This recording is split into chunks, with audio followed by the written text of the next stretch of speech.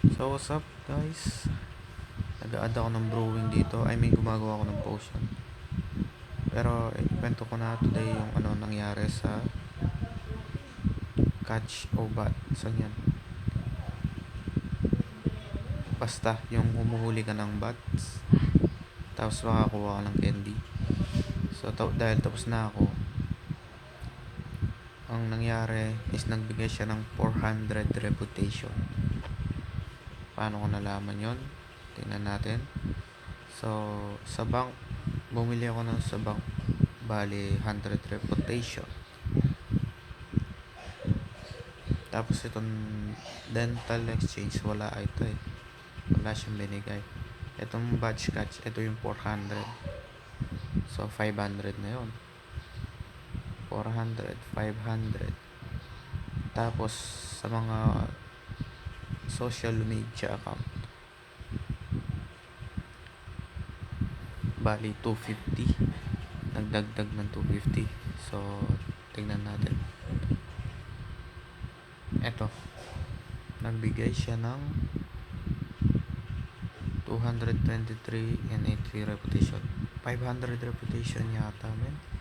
Wow, ganda dami. 823 point how much? 0.80.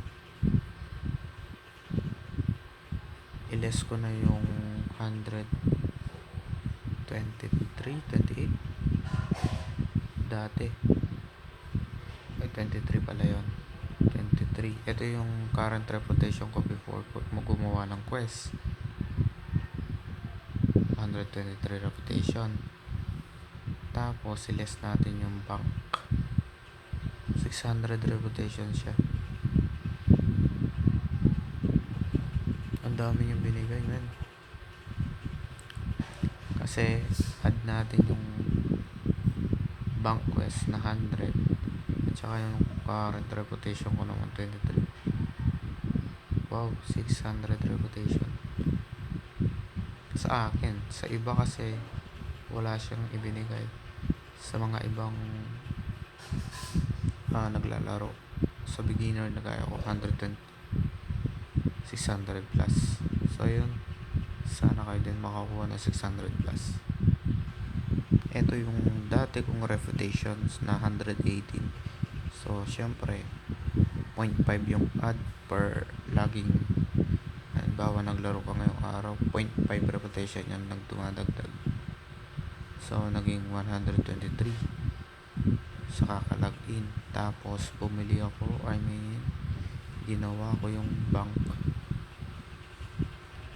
quest. Ginawa ko yung banker quest. So 100 talaga yung banker quest. Reputation, reputable banker. Kaya nagkapera ako ng half million.